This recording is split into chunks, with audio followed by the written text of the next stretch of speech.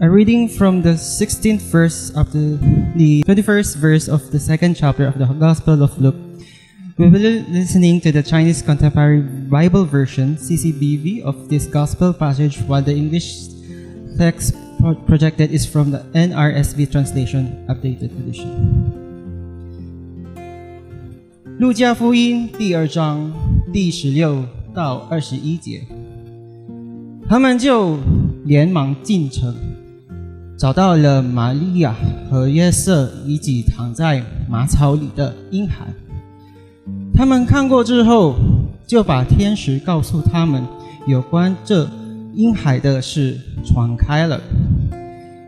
听见的人都对牧羊人的话感到惊讶，但玛利亚把这些事牢记在心里，反复思想。牧羊人就回去了，不住地赞美和归荣耀给上帝，因为他们的所见所闻跟天使告诉他们的一样。在第8天，婴孩接受了割礼，他的名字叫耶稣，是玛利亚怀孕前天使取的。Listen to what the Holy Spirit is telling us today.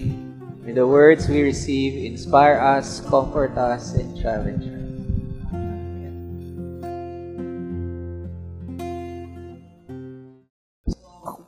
Ano ba ang queer theology? Sa lang, pag nagbasa kayo ng mga queer theology, mga libro, at magde-define sila ng sinasabi nila na walang one clear definition of queer theology kasi nga, queer. Diba? Pero ano din yun? Ang tawag dyan? Ironic din yun or paradox yun because by saying that there is no agreed upon definition of queer theology is in itself a definition. Okay? So, queer theology, kabahagi ng paglikha ng Diyos, kasarian, pagnanasa o libog, pagtatalik at ang pleasure at intimacy sa mga bagay na mga ito, kaya ito ay nararapat lamang na kasama sa ating pagmumuning pang-spiritual at theological. Bahagi ng nilikha ng Diyos sa katawan ng tao at sa katawan ng iba pang mga creatures ang, first biological sex, di ba? And then pleasure and intimacy and all this. At kung kabahagi siya ng paglikha ng Diyos, kabahagi dapat siya ng ating reflection and spiritual practices. Theological analysis. Especially, bakit kailangan natin yun? Kasi, nire-regulate ng religion at ng estado ang mga bagay na ito. Religion, or at least in the Philippines, the churches regulates and the state regulates sex, sexuality, gender, and gender expression, gender identities, in a way na mapang-alipin at mapang-api in the name of God. So, kailangan natin siyang i-include sa ating analysis at theological reflections. Next slide.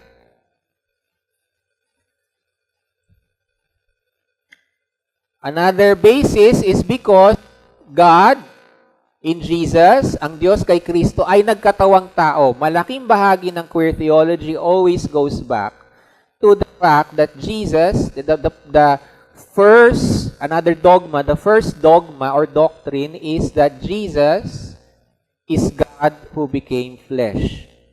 Ang Diyos na nagkatawang tao kay Kristo, ipinanganak at lumabas sa puki ni Maria.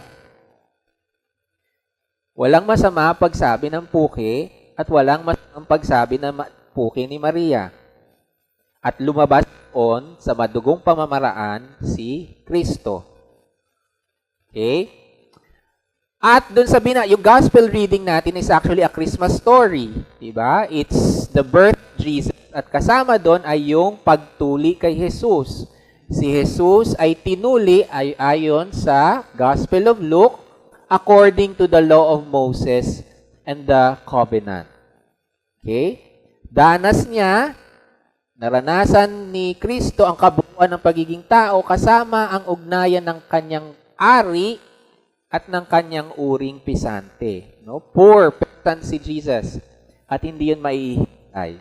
Yung kanyang uri at ari. Next slide.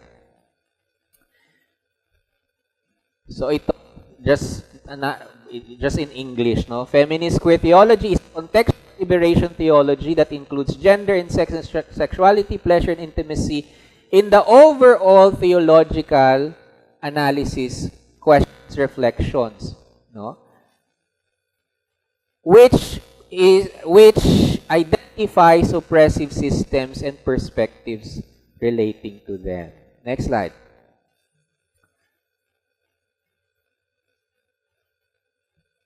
So, another thing about queer theology, so definition ng queer theology is the inclusion of gender and sex sa theological reflection. Kasi yan din yung critique ni Marcela Althaus Reid. Hindi naman siya ang first queer theologian, pero siguro siya yung, kung si Gutierrez yung, hindi naman siya yung first liberation theologian, pero siya yung nagsulat. Marcela naman ang nagsulat sa queer theology and credited to be one of your brilliant queer theologians. No? So ang critique niya kasi is liberation theology, kinalimutan ang oppression on matters of sex and gender. No? So queer theology defines na kailangan kasama ito. No? Kailangan kasama ito. Pero bukod sa inclusion ng gender, dinidefine din ang queer theologies na these are theologies coming from the lived experience ng mga LGBT. No, ang queer theology ay nanggaling sa inyo. Galing sa inyong buhay na karanasan. At ito nga yung sasabihin natin na kahit inyo alam ang queer theology, kahit na wala pa kayo sa MCC, the first time that you ask the question, is God really angry with me because I lusted after the boy next door? That's already queer theological thinking. Or ito yung common, isa pang common sa mga LGBT Pilipino na theological. Ano to? Basta't wala kang tapakan. Diba? Common chika yan eh. Ng mga nagsisimbang, lalo mga katolikong bakla, nagsisimba sa baklaran, paano nila nira-rationalize yung against ang church sa sexuality, but at the same time, nagsisimba pa rin sila. No? Against church, sa pagkarat nila, after nila kumarat magsisimba kay Mama Mary sa baklaran. Diba? Yung theological thinking, well, nagmamahal lang naman ako, wala naman ako tinatapakang ibang tao, wala naman akong ginagawa ng masama. That's queer theology. No? At na-articulate yan ni Marcela sa Argentinian siya, no? Isang Argentinian, I think bisexual, I'm not sure, bisexual woman. Later on, nag-come out as bisexual woman. At na-articulate niya yan na yung mga a gay man who carries a rosary in his pocket while going to a salsa bar Saturday evening. No? So queer theology comes from our lived experiences as LGBT people. No? But it is also intersectional. So later on, nare-realize natin, at ito, karanasan natin dito sa Open Table, na oppression of sexuality and gender in the churches includes straight people. When straight people are boxed and stereotyped only to certain gender and sexuality norms, even they feel a certain degree of oppression in those churches. No? So kaya kasama sila. And it is intersectional. Next slide.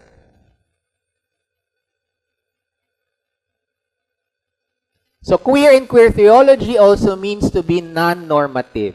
So pag nagbasa ka ng mga queer theology writers, one other definition is that the mere word queer, medyo nabanggit ko na kanina, means non-normative, non-definitive, ayaw magtakda ng mga absolute definitions, and non-essentialist about God and God's relationship with creation. No? And the question, kung bakit siya ganon, bakit non-definitive? Kasi ang idea din, at ito nasa statement of faith natin, ang Diyos naman ay patuloy na nag-re-reveal ng kanyang sarili continuously. Okay? So, there is nothing that is completely and absolutely settled and clearly defined. Okay? Although medyong may tunggalian dyan kasi may mga queer theologians na totally relativist, no? Relativist. Wala dapat talaga definition. Walang clear standards, principles, ganyan. Queer nga eh.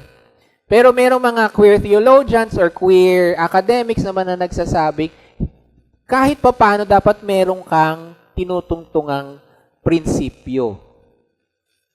Hindi pwedeng absolutely everything is okay and everything is included. No? Kailangan tumutungtong pa rin siya sa human rights. Kailangan tumutungtong siya sa justice, sa kabutihan. No? So may ganyang konting kiskisan to talaga bang walang clear definitions ang queer theology? Wala ba siyang tinutungtungang principles? Talaga bang non-normative siya?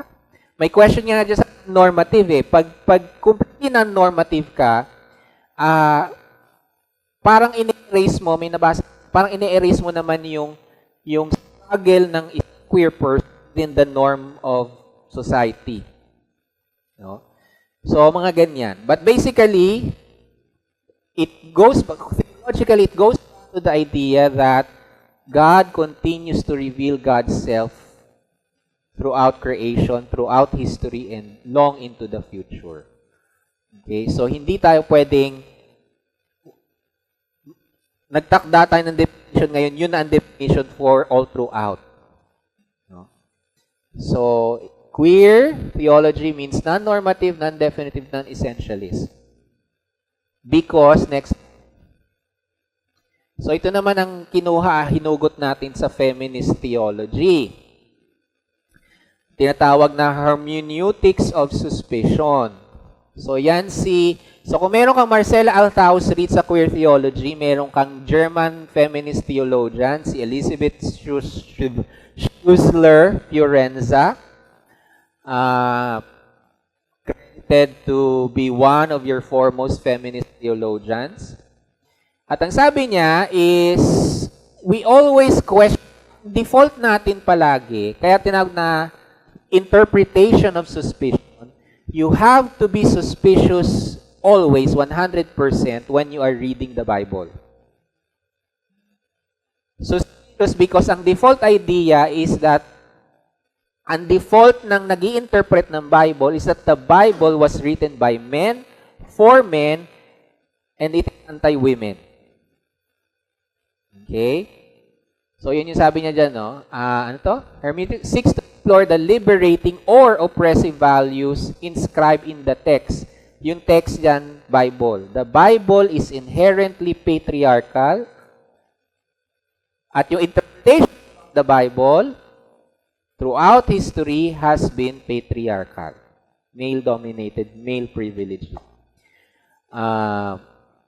Which kinuha nating hindi makinuha, pero na-apply din natin sa queer theology, ng mga queer theologians, kung ang assumption sa Bible, sa text, at sa theology is patriarchal, it follows that from the queer theology perspective, ang default din natin na pagtingin sa teksto, cis-normative at heteronormative ang Biblia at ang mga interpretations dito. So, when you interpret and think theologically about the Bible, how will you do that knowing that the Bible is inherently patriarchal and heteronormative? No? So litaw na litaw yan among liberation, feminist, and queer theologians yung tinatawag na interpretation of suspicion or hermeneutics of suspicion. Next slide. So ito na nga ang nanay nyo, si Nanay Marcel Althaus Reed, no? Argentinian siya and naging professor siya ni Dr. Ano, na professor ko sa history at sa liturgy. No? O kaya nga meron kaming academic lineage, 'di ba? Argentinian siya na nagturo sa University of Edinburgh. Ang kanyang magnum opus niya ay ang Queer God. Yun yung kanyang magnum opus, the master text, ang sinulat niyang thesis niya. No? So, isa sa mga magagandang sinulat niyang libro ay ang tinatawag na Indecent Theology. Heavily kong ginamit yan sa akin namang thesis. No? So, sabi niya dyan, as part of this process, ayan yung sinasabi niya na hindi sinasama sa liberation theology, hindi sinasama sa liberation theology ang usapin ng kasarian, ang usapin ng sex and sexuality. So sabi niya dyan, for instance, poverty and sensuality as a whole, not as separate, has been marginalized in theology. Kasi merong kinalaman yun Intimacy, sex, sensuality, in poverty, may andon. Diba? Yung chikang ang isang pamilyang mahirap, 11 ang anak. Tapos Roman Catholic. May mga ugnayan yon. May theological reflections doon. A theology from the poor needs also to be a sexual theology. A theology of economics desires that have excluded from our way of doing. So, next slide. So, konting background. Saan ba nanggaling ang queer theology? Hindi yan linear. Maraming events sa kasaysayan na humubog at bumuo sa queer theology. No? Hindi lang queer theology, queer theory ang nauna. Queer theory.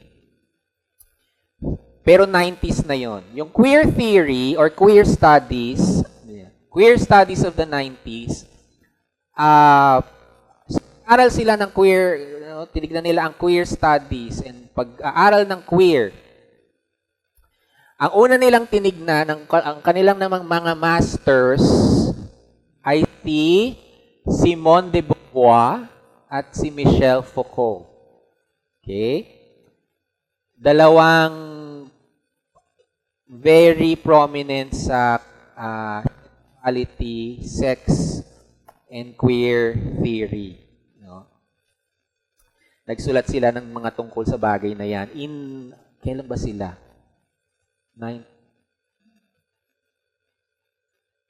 1920s? I'm not sure of that. Or 1800s? Hindi naman. Grabe naman. Meron silang black and white photos So yan. So just a quick view of the development or background of queer theology. So Simone de Beauvoir, ang hirap nilang basahin. Nag-attempt akong basahin si Michel Foucault. Grabe, parang ako nagbabasa ng Hebrew. No? Si Judith Butler din, mahirap siyang basahin. Ang sabi nung sociologist, si Andoy, si Prof. Andoy, kasi siya Prof. Andoy na yun, ng UP nahirapan na siya. Sabi niya, panoorin nyo na lang mga video ni Judith Butler. Mas madali siya intindihin in interviews rather than reading the text. No? So ang queer theology nanggaling ng feminist movement, black movement, liberation theology movement. Kasi yung civil rights movement ay halos sabay-sabay nangyayari noon Yung Stonewall and then the black movement, feminist movement. Lahat marginalized. Tapos, ano pa ba yan? Noong 1972 to 74, nung nag-start ang Stonewall at LGBT movement, nag-struggle din kasi the question is, sakit ba sa utak ito? Psychiatric problem ba ito? So, 1972 to 1974, ang struggle within the American Psychiatric Association. And then, finally, 1974, tinanggal siya sa DSM. Yung homosexuality. No? Stonewall, and then, yung established, nabanggit ko na to before, nung nagkaroon ng MCC at ng 1970s at 1980s, nagkaroon, ang bilis dumami ng MCC churches sa Amerika. And then si Troy Perry, talagang on fire.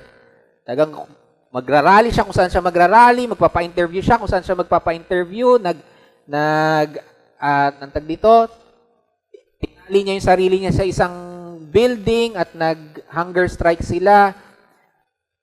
So, in those years, early years ng 70s and 80s, nagrarally din sila sa National Council of Churches. At syempre, ang response ng mga simbahan dyan, simbahan ng mga bakla? Kulto yan. Pastor na may partner na bakla? Bakla sila pareho. Demonyo yan. So may negative responses from the other churches. But still, kahit merong tunggalian ng mga churches noon with MCC, the mere fact that MCC pushed back, talks, speaks up, nag-gather in wherever, nakikita sa TV, ni-interview, nagrarally wherever, meron niyang bahagi sa development ng queer theology. At meron niyang bahagi sa overall na development ng Christianity or ng Christian churches na maging affirming eventually. No? At pag nagbasa kayo ng mga Western queer theology books, there will always be an MCC there. An MCC pastor, an MCC theologian, or mako-quote ang MCC. No, si Marcela, kinote niya ang MCC sa kanyang mga libro. No? Ano pa ba dyan? Yung AIDS crisis nung 80s and 90s. Nung pumutok ang AIDS crisis noon at sinabi ng mga simbahan, sumpa ng Panginoong Diyos ang HIV/AIDS sa mga bakla. Kailangan sumagot ng MCC. Kailangan sumagot ng mas mga progressive na UCC Church or Episcopal Church, no? Well, hindi yung church, yung some of their progressive pastors and priests. So, meron din yang kinalaman sa development ng queer theology. And then, mas hindi masyadong ramdam, pero within 200, 300 years of biblical studies development, no?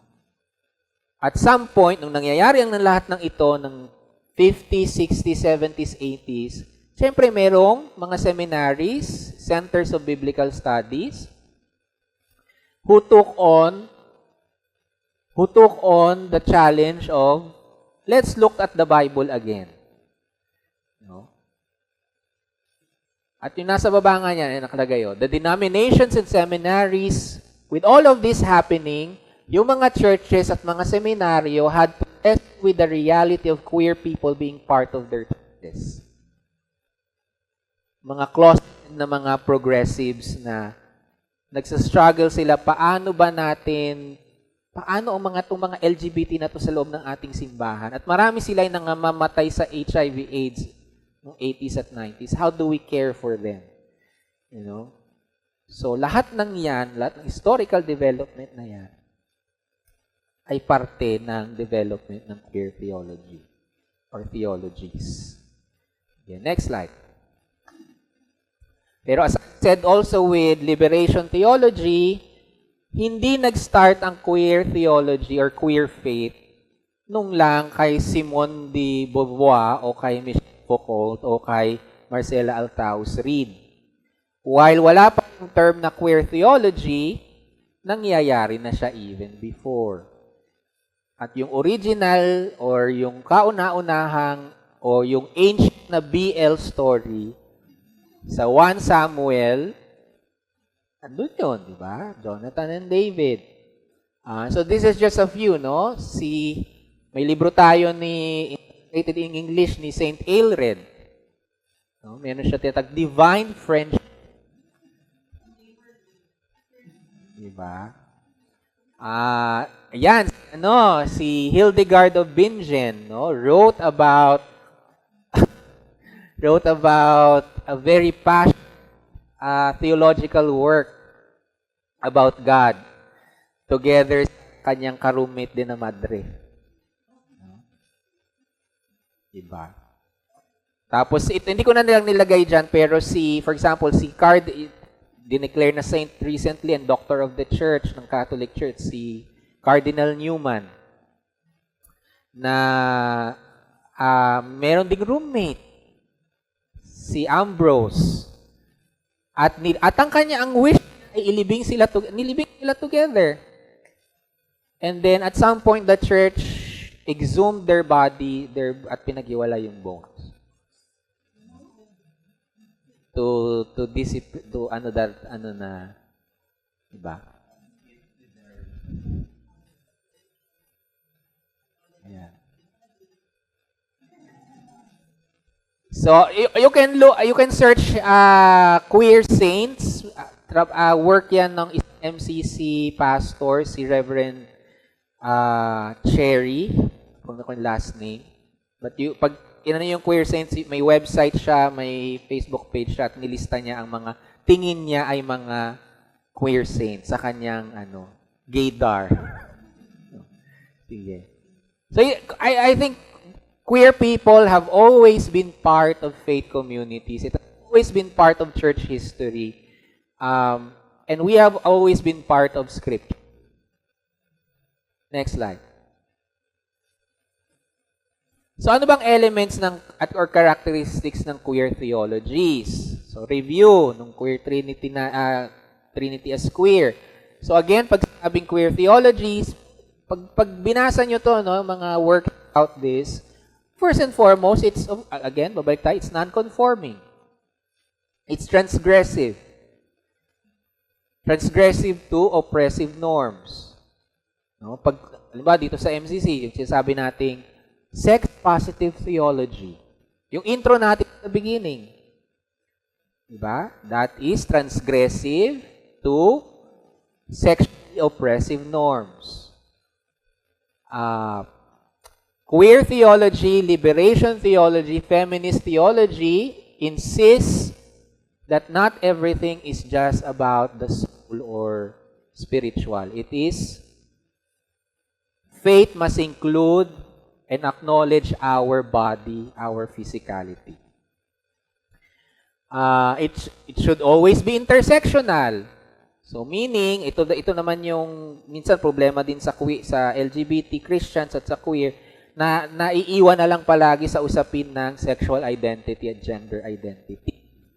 Hindi rin pwede yon. Intersectional siya. While dapat included yung sex and gender, hindi pwedeng doon lang nakafocus. Kailangan nakikita natin ano ang kinalaman ng gender at sex sa iba pang usapin at issues ng katawan, pagkatao at lipunan. No? So intersectional. Anong kinalaman ng isang sex worker ito na sa Pilipinas, anong kinalaman ng pabatang sex worker na alter? Is that really a choice or is it because there is economic struggles in the Philippines? At anong kinalaman nun na alter siya, born again Christian siya? Or at least yung family niya. Diba? So intersectional. Post-colonial, ibig sabihin, hanggang ngayon kasi, di nyo man ramdam, ewan ko kung ramdam nyo o pansin nyo, meron pa rin mga bagong pamamaraan ng pang-aalipin sa atin. Especially religion-wise. Bakit? Ang Christianity ba endemic or indigenous sa Pilipinas? Hindi naman di ba? So, post-colonial, what the structures and systems of oppression, colonial oppression that we still have today. No? Material, historical, experiential, ibig sabihin, ang theology ay dapat danas nyo. Ang mga bagay na spiritual ay hindi bagay na intellectual. Ito ay mga bagay na mula sa inyong karanasan at danas ninyo. Ang tanong na nga ng isang mga tanong ng queer theology, nasa ng Diyos sa inyong buhay? Nasa ng Diyos sa inyong sexuality? How is God revealed in your sexuality, in your sexual experiences, or in sexual oppression, in sexual violence? Where is God in all of that? O ito yung sinasabing dapat may tuntungan siya. Ang queer theology dapat tumutungtong sa human rights. Justice, human rights. Pag sinabi natin queer faith, hindi always personal Lord. God is just personal Lord and Savior. Kolektibo siya. Queer theology is collective exercise, communal. And then, ang pagpapractice din ng queer faith ay performative, creative. Minsan, diyan, ine-express ng maraming mga LGBT ang kanilang spiritualidad. No? Minsan sa drag, di ba? At meron na mga alternative, alternative spiritual spaces, spiritual practices. Inaatin na ni Jack ngayon. Ano na kasi siya ang queer theology ni Jack at ang kanyang spirituality, tawag dito, 7th heaven na 10th heaven na. No? Oo. Sacred levels na no? Kaya tumatawid na siya sa Encantado. ang kanyang queer theology. So sige. So at least this is what I offer as characteristics or elements of queer theology in my years of reading queer theologians. No? Next slide. Now, what is unique sa Pilipinas, at ito yung inaano ni Pastora Kakay, how queer theology uniquely Filipino is to reclaim and reorient our spirituality through the concept of the babaylan. No? So kaya sabi niya dyan, the babaylan is not just something in the past that is idealized, but the babaylan is a method, a theological method, and a metaphor for resistance. Okay? And it is a method that we should articulate and embody in our daily lives, our spiritual practices and communities, and our collective struggle for justice. So, paano ba ang babaylan ay maging isang pamamaraan para sa pagpapalaya ng pananampalataya at kasarian? Basically, yung sinasabi ni Pastora Kakay. Next slide. So, anong dapat nating gawin?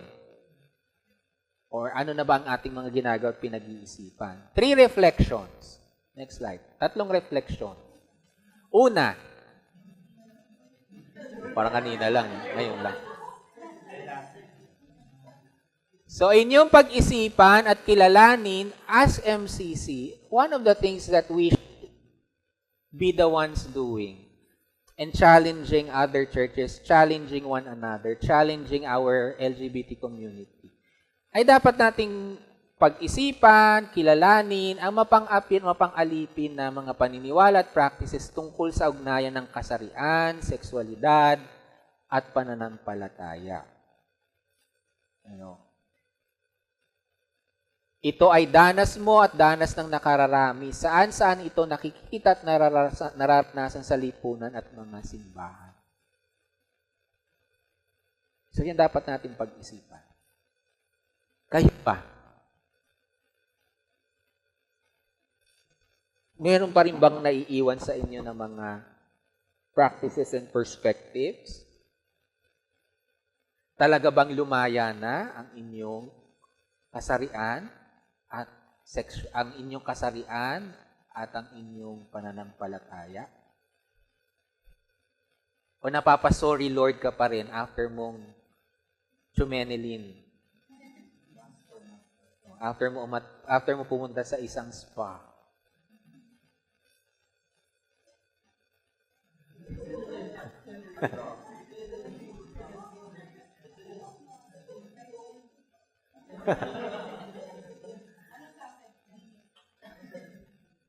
Next slide.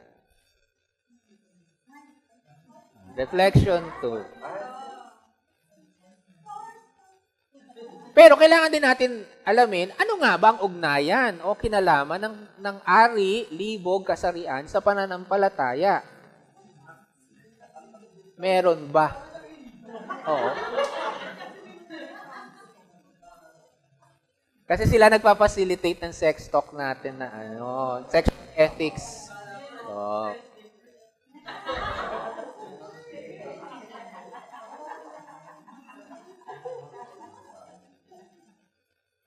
second reflection.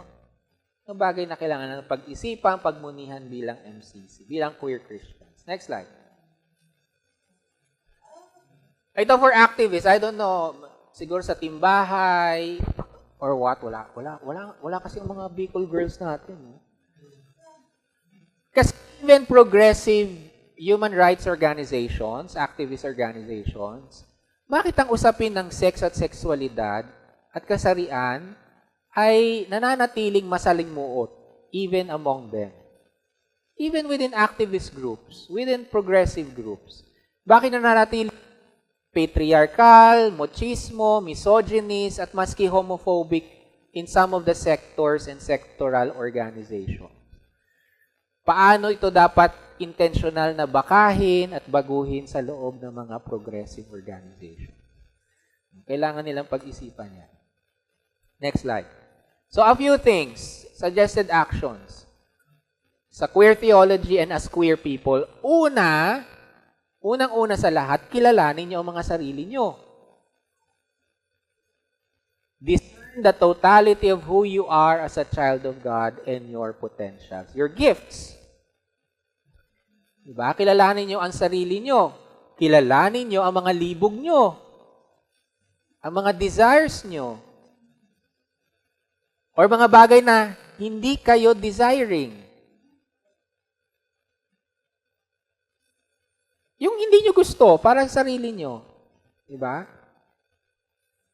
What are your do's and don'ts in your sexuality, in your intimacy, in your relationships, and also, bakit totality of who you are? Sinasabi ko rin to palagi sa Ateneo, you are not defined by your sexual or gender identity. Okay? Gender, sexuality is just one part of who you are. Diba? Okay naman yun kung talagang gusto nyo gawing identity ang kabaklaan. No?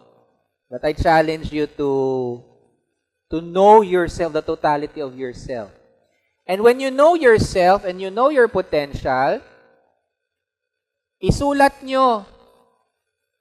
Sulat nyo sa papel, maganda ako. Gifted ako sa ganitong bagay. Magaling ako sa ganitong bagay. I-affirm nyo kung ano ang mabuti sa inyo. And be grateful to God about the uniqueness of who you are. And from there, build your personal value and confidence. Walang makakapag-value sa inyo more than you valuing yourself. Value yourself first and foremost. And there, find your confidence. Okay? Next slide. Siyempre, continue learning and developing bilang mga LGBT or part ng isang LGBT community. Hindi pwedeng, diba? Saan ko ba narinig yun?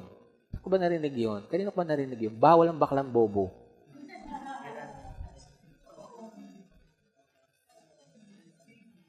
Kanino ko ba narinig yun? Diba? So, always continue learning and developing yourself. Tell your story and listen to the stories of others. Narinig ko tong, you don't need to come out. Eh, ganun, di ba? Hindi ko sinasabing mali yun. Tama din naman yun. Coming out and your coming out story is a personal thing that you decide on. But I also think that we are not yet in a society or in a world where where your story is something that you keep for yourself. For you to be able to not care to share your story is a form of selfish privilege, feeling ko. Maaaring hindi ka pa ready, okay lang yon. Pero I think more than ever, we still need to come out and tell our stories because the next queer kid deserves to hear your story and to be liberated by hearing your story. By hearing your struggles. Kahit ikaw mismo, utang-uta ka na. Utang-uta na akong magsabi ng kwento kong sa Ateneo students. Utang-uta na ako ikwento ang kwentong buhay ko. Sa akin yun. But for a young gay person, a young lesbian person, first time hearing your story, you owe your story to the next generation.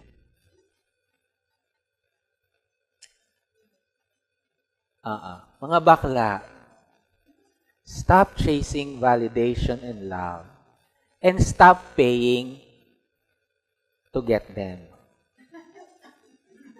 Okay? Wait lang, clarify ko. Okay lang magbayad kung malinaw sa inyo na ito ay bayad at transaksyon. But if you are confused about it, that's where the problem is. Okay? Oo.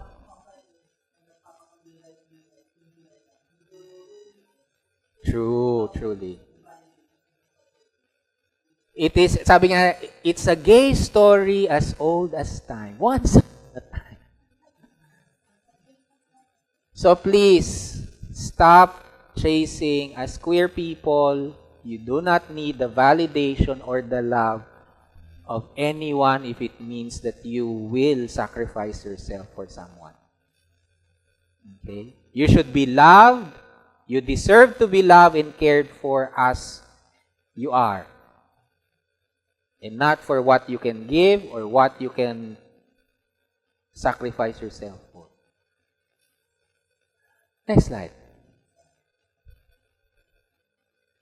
Intentional.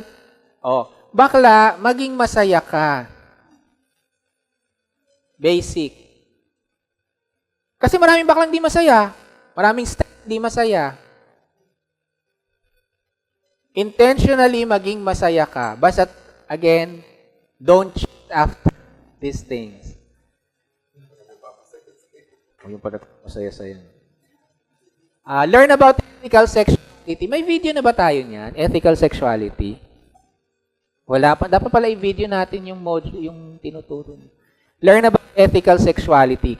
Hindi sinasabi natin sex-positive theology, everything is okay. Diba? So, ano bang ibig sabihin ng okay ang sexuality, okay ang sexual intimacy, pero dapat may ethical considerations tayo. Okay? Ulit-ulit lang naman ito. Ano ba dapat mong gawin kung ikay mananampalataya o ikay isang baklang bibo? organization, be part of communities, volunteer. Huwag maging bakla pa sa sarili lamang. Paminsan-minsan ay makisangkot, makiambag. Huwag punta ng Pride March pa lang, happy-happy lang. Mag-volunteer. Nagpatawag na ang Pride PH ng volunteers. Nagsistart na organize ulit. Next slide. Sabi na nga ba, di pag-attend kayo ng Pride March, attend because you care about justice and social change. At hindi lang Pride March. Umattend kayo ng rally. Halimbawa, ito, EDSA Rally, February 25. Kung kaya nyo, kung pwede kayo, attend. Ngayon, kung Christian pa rin kayo, kung Christian pa din kayo, saan pa ba? Dito na kayo punta. Diba?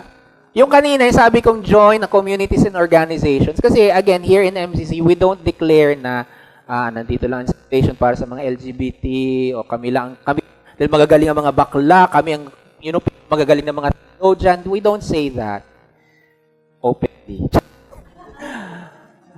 Dito? So, kung ang MCC ay hindi para sa inyo, you can volunteer in other communities, other organizations, sa Pantay, sa Babaylani, sa saan-saan pa mga LGBT organizations, no? Environmental.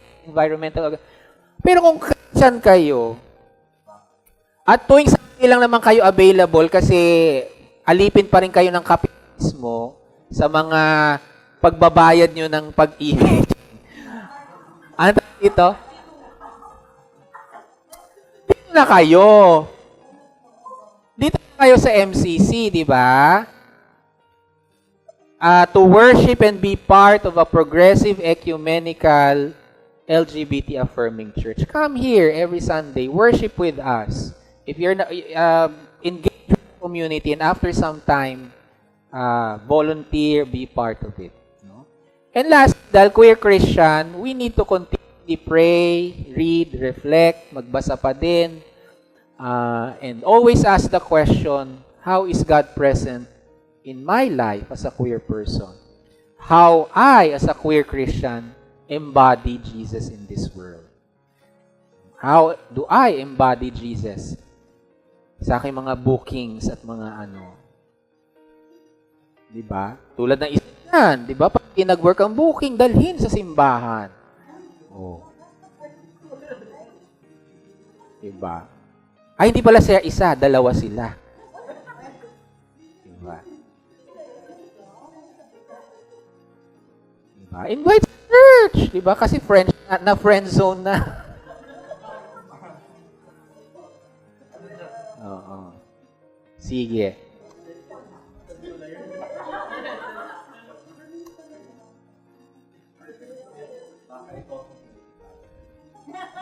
Di tayo nag-work. Baka yung community mag-work. Sige. So, again, basically, what queer theology teaches us is that our sex and sexuality and pleasure has been rejected, has been denied in our faith and faith communities. How do we find God and experience God and proclaim God in all the beauty, pleasure, and joy of sexuality and sex, included in the overall struggle for justice in our world? In Jesus' name, we proclaim, and all queer theologians. Amen. Next slide. Ay, meron pa walang Listen to what the Holy Spirit is telling us today in all of this series. Inspire us, comfort us, and challenge us. Amen.